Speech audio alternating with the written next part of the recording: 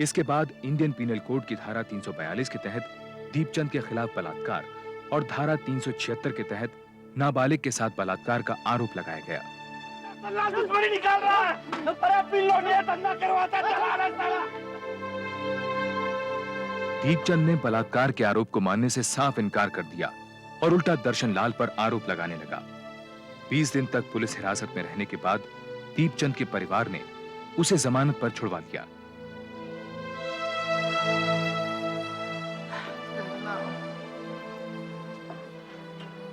मेरे ख्याल से पुष्पा को अब रिमांड होम भेज देना चाहिए, वहाँ मामला कंट्रोल में रहेगा। रिमांड होम में तो उससे कोई बात करने वाला भी नहीं होगा, फिर वहाँ की जिंदगी भी तो बहुत मुश्किल होती है रंजना। तो यहाँ कौन सी कम मुश्किलें हैं उसके लिए?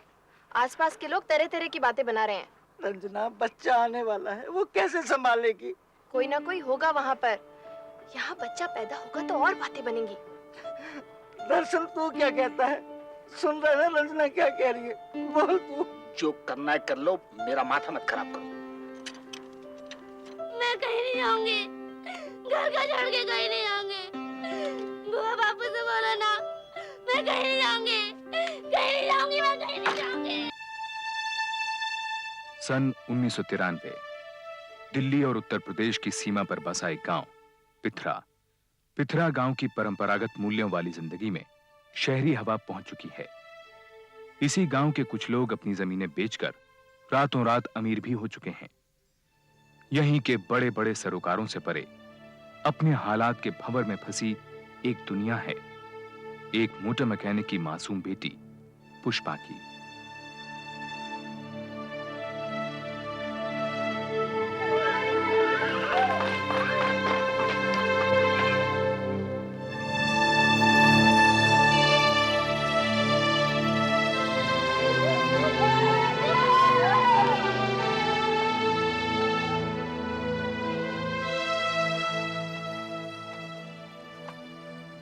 पुष्पा,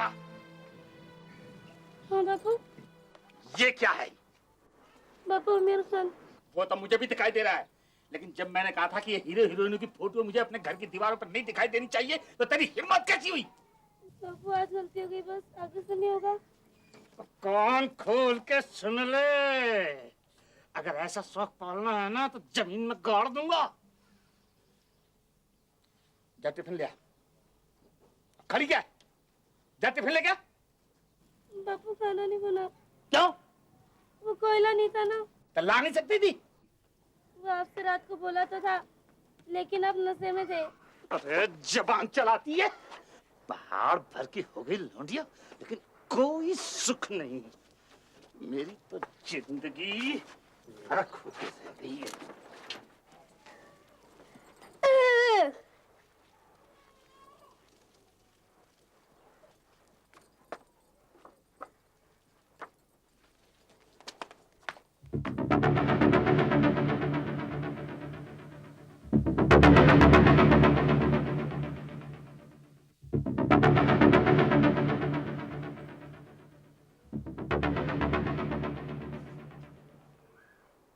आज क्या कर रही है? नहा रही है क्या?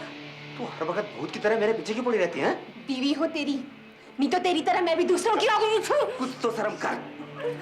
बड़ी शर्म कर रखी है ना तूने।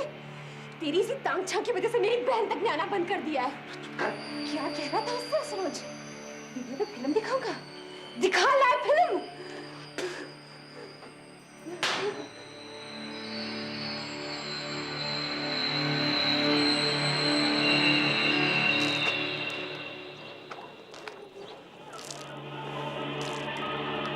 आज तो बड़ी गजब लग रही है तू, हाँ? हेमा मालिनी जैसी। चल चल अपना काम कर। काजल रोज लगाया कर तू, बड़ा फपता है तुझ पे। अब तू बड़ी हो गई, तेरा बापू छोटी छोटी बातों पे तुझ पे हाथ उठाता, मुझे बड़ी तकलीफ होती। बोलना चाहिए था ना, दुकान से आके ले जाती, हैं? पैसे आते रहते बाद में, तेरी अपनी दुकान है। चला जा, कितना कोयला चाहिए? नहीं, मैं बाद में ले जाऊंगी। अच्छा चल तू रुक, मैं ले आता हूँ, नहीं तो शाम को तेरा बापू आके फिर चिल्लाएगा तुझ पे। नहीं नहीं रुक, मैं आती हूँ।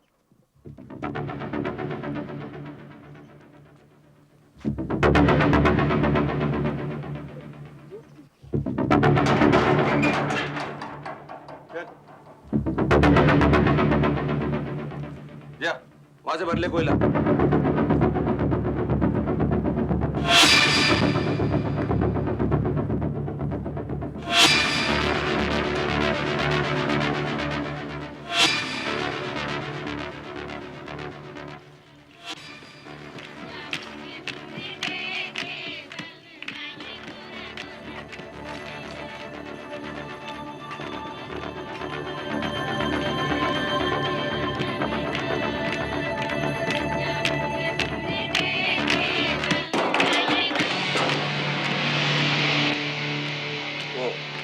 आज दुकान बंद है ना, इसलिए दरवाजा खुला दिखेगा तो कोई भी मुंह उठा चला आएगा कोला लेने के लिए।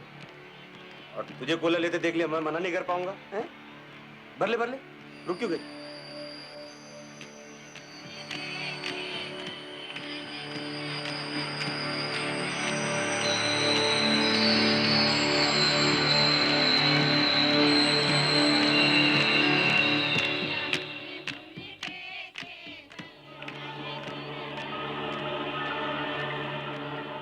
वो तो मेरे घर वालों ने जल्दी कर दी, नहीं तो मैं तो तुझसे शादी करने वाला था। सच्ची तेरी कसम। ये कैसे उल्टी सीधी बातें कर रहे हो तुम? और बस मुझे इतना ही चाहिए, मैं घर जा रही हूँ। कहाँ जाएगी तू?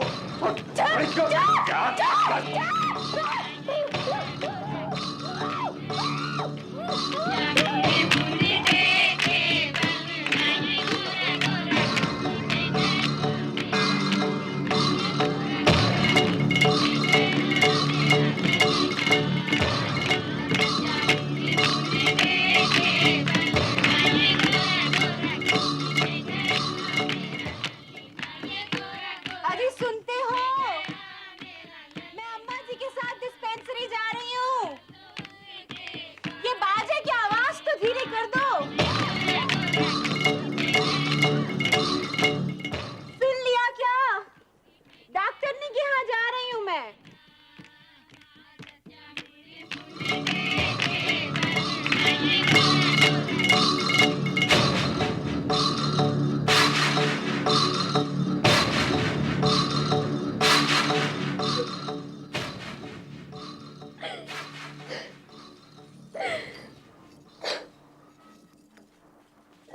मजा आया ना?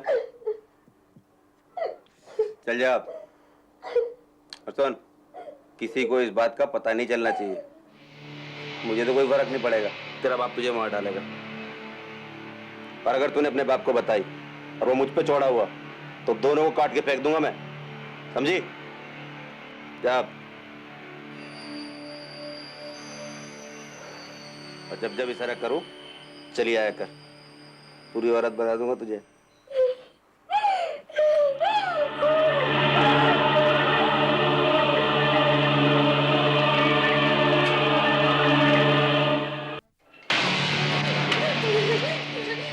अगले 5 महीनों तक दीपचंद पुष्पा के साथ लगातार जबरदस्ती करता रहा। शुरुआत में वो पुष्पा को अपनी दुकान पर ही बुलाता रहा, लेकिन हिम्मत बढ़ने पर वो उसके घर भी पहुंचने लगा। पुष्पा को जिन हालात से गुजरना पड़ रहा था उनसे दर्शन लाल अनजान था। दीपचंद पुष्पा का मुंह बंद रखने के लिए उसे कई तरह की धमकियां देता रहता।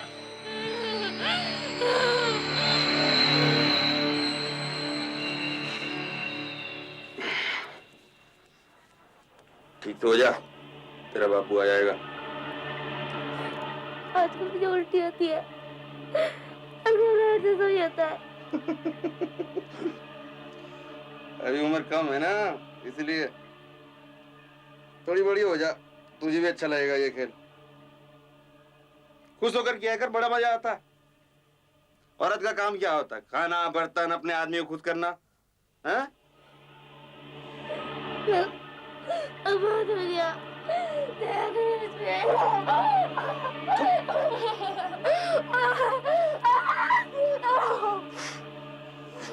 चुप करेगी ना, सबको बता दूंगा। गांव के सारे लौंडे आके दरवाजे पे लाइन लगाएंगे तेरे। ज्यादा बोलेगी बाजार में खड़ी करके कपड़े खोलूंगा तेरे। कौन दूं साली को? चिनार कहेंगी। पुष्पा की तबीयत लगातार बिगड़ने लगी। घर के कामकाज और पुष्पा की देखभाल के लिए दर्शनलाल ने पड़ोस के गांव में रहने वाली अपनी बहन को बुलवा लिया। इसी दौरान दर्शनलाल को काम के सिलसिले में शहर जाना पड़ा। पुष्पा की हालत देख बुआ ने उसे डॉक्टर के पास चलने को कहा। पुष्पी जिद नहीं करते हैं, हाँ? अरे देख तो सही अपना हाल, ना तुझे नहाने का होश है ना खाने का होश है, और कहती मुझे कुछ नहीं है। अरे मैं कहती हूँ कहीं पथरी वथरी ना हो, तेरी माँ को भी थी। तू चल मेरे साथ, उस डॉक्टरनी की दवाई खाएगी ना 2 दिन में ठीक हो जाएगी। चल उठ, चल जल्दी से तैयार हो जा, चल चल ना बेटा, चल उठ चल। क्या करूं, कैसे समझाऊं इसको? चल उठ। ये लीजिए।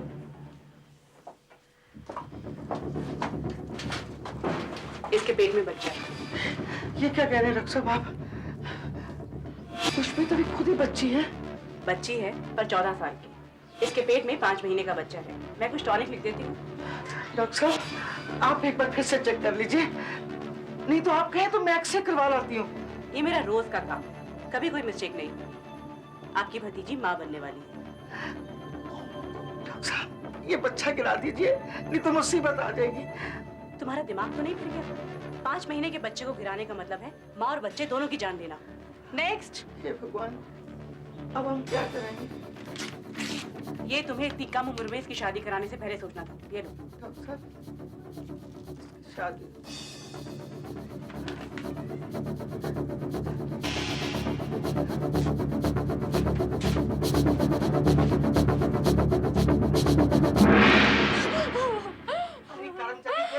किसके साथ मुंह काला किया तूने? अरे मैंने तो दर्शन को कितनी बार कहा कि इस लड़की को मेरे पास छोड़ दे, मेरी नजरों में रहेगी, पर उसने मेरी एक नहीं सुनी। अब भुगतो ही जन्म भर इस कलंक को। अरे 4 बिरादरी वाले थू थू करेंगे हमारे पे। अरे हमारे घर की लड़की कौन लेगा? 5 महीने का काम पड़ना इसके पेट में। मैं क्या करूं, कैसे छुटकारा पाएंगे इससे हम? अरे अब तो बता किसने किया ये पाप, कौन है वो? दीपचंद। दीपचंद? अपना कोले का टाल वाला दीपचंद? अरे करम चली, तू इसके जाल में कैसे फंस गई? तो लफंगा है, लफंगा।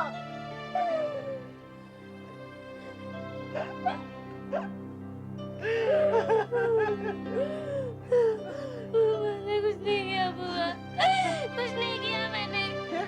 जबरदस्ती करी उसने मेरे साथ। तूने अपने बाप को क्यों नहीं बताया? कहता था तुम दोनों बाप बेटी को काट के फेंक दूंगा, किसी को बोला था।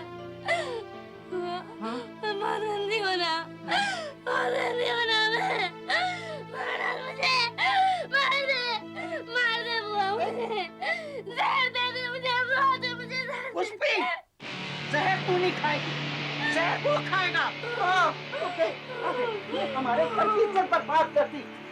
अरे कीड़े पड़ेंगे तुम्हें, कीड़े सारे खानदान को पड़ेंगे। अरे ऊपर वाला सब कुछ देख रहा है। अरे अंदर मुंह छुपा के क्यों बैठा है? बाहर आओ, देख लोगे तुम्हें, हमारे घर को बर्बाद।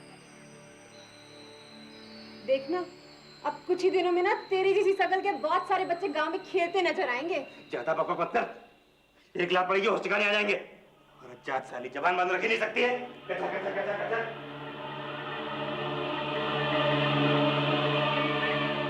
अगले दिन बुआ पुष्पा को महिला सुरक्षा संगठन के दफ्तर ले गई। यहाँ की युवा समाज सेविका रंजना कौशिक का गांव में काफी सम्मान था और रौब भी। रंजना जी हम तो बर्बाद हो गए ना। इसके चाल चलन के बारे में तो हम सबको मालूम था, लेकिन ये नहीं मालूम था कि इतनी छोटी बच्ची पर ये अत्याचार करेगा। हिम्मत से काम लो। अच्छा पुष्पा की डॉक्टरी रिपोर्ट तो संभाल के रखी है ना?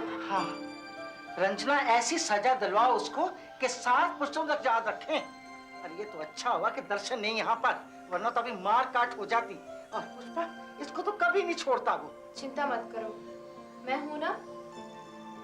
ये बताओ, ये दीपचंद की माली हालत कैसी है? जमीन बेच बेच कर पैसा बनाया है, कोले का टाल है उसका। 4 पैसे के आ गए मोहल्ले भर में धूल जमाता फिरता है। हम गरीब सही, लेकिन इसका मतलब ये तो नहीं कि हमारी इज्जत उतारता फिरे। रंजना जी, बस इसको जेल भिजवाइए। सजा देने के तो और भी कई तरीके हैं, बस जैसा मैं कहती हूँ वैसा ही करो। जी। पुष्पा की दर्दनाक कहानी सुनने के बाद रंजना अगले 2 दिनों में दीपचंद और उसकी मां से अलग-अलग मिली। इन मुलाकातों का मकसद था इन दोनों का पक्ष जानना और इनकी मनस्थिति समझना। पिथरा गांव का सरपंच ऊंची पहुंच वाले दीपचंद से कोई झगड़ा मोल नहीं लेना चाहता था। उसने इस मामले में पढ़ने से इनकार कर दिया, लेकिन रंजना के काफी समझाने के बाद दीपचंद और उसकी मां पुष्पा की बुआ से मिलने के लिए तैयार हो गए। दर्शन लाल अभी भी इस पूरे घटनाक्रम से अनजान था। हमारे लड़के पर उंगली उठाने से पहले अपने घर में देख लिया होता पुष्पा की बुआ। किसकी उम्र में तो हम लोग घर से कदम बाहर नहीं निकालते थे। शादी से पहले पराये मर्द को कभी देखा तक नहीं था आंख उठाकर। और ये हर आदमी के साथ हंसी मजाक करती रहती है। बिंदी क्या, काजल क्या, नैन पालिश क्या, 1000 तरह के तो फैशन सीख रखे हैं इसने। ये तो बचपन के शौक हुआ करते हैं, तुम्हारे हमारे जमाने की बात और थी। वही तो कह रही हूँ, शौक शौक में सो गई होगी किसी के साथ। किसी और के साथ नहीं, तुम्हारे दीपचंद के साथ। इसी ने जबरदस्ती की इसके साथ। अरे डरात मंगा के बुलाता रहा उसको अपने पास बार-बार। ये इसकी गोद में इसी का बच्चा है। फिर वही बात तुमने कही और मैंने मान ली।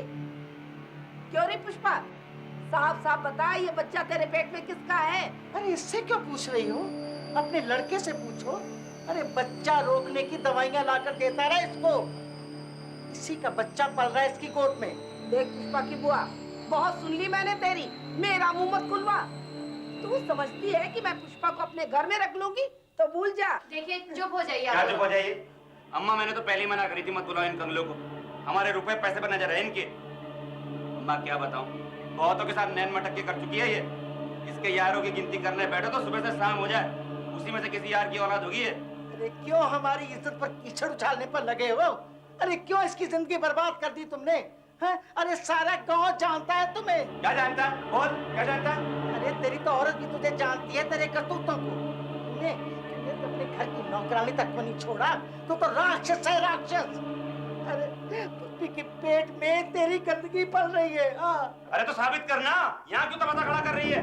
बुला पुलिस को, खड़ा कर मुझे कचहरी में। अब ज्यादा बोले तो जवान खींच लूंगा तेरी। चलो उठ यहाँ से, उठ, निकल यहाँ से। देख लूंगी तुझे दीपचंद, मेरे भाई कसम को आने दे, फिर देख लेंगे तुझे। क्या देख लेगी? निकल यहाँ से। जा देख लूंगी, देख लूंगी। अरे भगवान को मेरा तुझे।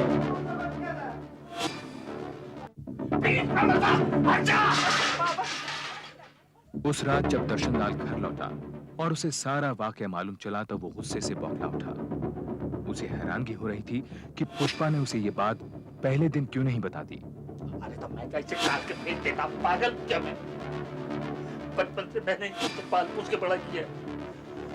कुछ में तो 1 साल की छोड़ के चली गई थी, तब से मैंने ही तो। क्या होगा इसका? तो रंजना बहन के साथ दीपचंद के घर गई थी कि पुष्पी को अपने घर बिठा ले, शादी कर ले इससे। पर उसने तुमको धक्के मार के बाहर निकाल दिया है ना? अरे 4 पैसे आ गए हैं तो अच्छे बुरे की नजर ही नहीं रही। क्या कह रहा था पुष्पा से? मुझे कटवा देगा। अब देखता हूँ मैं, एक बार थाने आएगा तो सारी अकल निकल जाएगी। कोई फायदा नहीं है। कल को वो कोई बड़ा वकील कर लेगा तो क्या करेगा तू? गवाही कोई है नहीं तेरे पास, ऊपर से 6 महीने गुजर चुके हैं। बहुत कमजोर केस है तेरा और इस तरह की सैकड़ों FIR दर्ज है मेरे पास। दिखाऊं? और किसी का कुछ नहीं बिगड़ा। तो हाथ पे हाथ धर के बैठे थोड़े ना रहेंगे, इसको तो छोड़ूंगा नहीं। भारी शर्मिंदगी उठानी पड़ेगी तुझको। FIR दर्ज होने के बाद डॉक्टर तेरी छोरी का चेकअप करेंगे, उन कपड़ों को मंगवाएंगे जिनमें ये सब कुछ हुआ। लोग तरह तरह की बातें करेंगे तेरी छोरी के बारे में। कोई तो ये भी कहेगा कि अपनी मर्जी से करती होगी ये। बोल, तब किस किस का मुंह बंद करेगा तू? मैं उसे छोड़ूंगा तो नहीं। अरे कई साल लग जाते हैं कोर्ट कचहरी में। है हिम्मत तुझमें या तेरी छोरी में? एक आस पड़ोस का मामला है, आपस में कोई समझौता कर ले, फायदे में रहेगा। चाहे सारी जिंदगी कोर्ट कचहरी में गुजारनी पड़े मुझे, पर मैं छोड़ूंगा नहीं उसे। आप तो रपट लिखो जी मेरी। पुष्पा से लंबी पूछताछ की गई। मेडिकल एग्जामिनेशन से ये बात साबित हो गई कि पुष्पा के साथ कई बार शारीरिक संबंध बनाए जा चुके हैं और यह भी कि वो मां बनने वाली है। इसके बाद इंडियन पीनल कोड की धारा 342 के तहत दीपचंद के खिलाफ बलात्कार और धारा 376 के तहत नाबालिग के साथ बलात्कार का आरोप लगाया गया। निकाल रहा है, तो धंधा करवाता चला रहा है। दीपचंद ने बलात्कार के आरोप को मानने से साफ इनकार कर दिया और उल्टा दर्शन लाल पर आरोप लगाने लगा। 20 दिन तक पुलिस हिरासत में रहने के बाद दीपचंद के परिवार ने उसे जमानत पर छुड़वा लिया।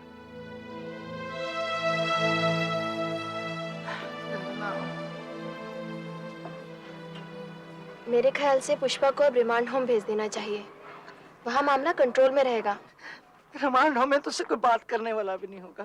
फिर वहाँ की जिंदगी भी तो बहुत मुश्किल होती है रंजना। तो यहाँ कौन सी कम मुश्किलें हैं उसके लिए? आसपास के लोग तरह तरह की बातें बना रहे हैं। रंजना, बच्चा आने वाला है, वो कैसे संभालेगी? कोई ना कोई होगा वहाँ पर। यहाँ बच्चा पैदा होगा तो और बातें बनेंगी। दर्शन, तू क्या कहता है? सुन रहा है ना रंजना क्या कह रही है? बोल तू। जो करना है कर लो, मेरा माथा मत खराब करो। मैं कहीं नहीं जाऊंगी, घर का छोड़ के कहीं नहीं जाऊंगी। बुआ बापू से बोलो ना, मैं कहीं नहीं जाऊंगी, कहीं नहीं जाऊंगी, मैं कहीं नहीं जाऊंगी। पुष्पा के बार बार मना करने के बावजूद उसे जबरदस्ती रिमांड होम भेज दिया गया।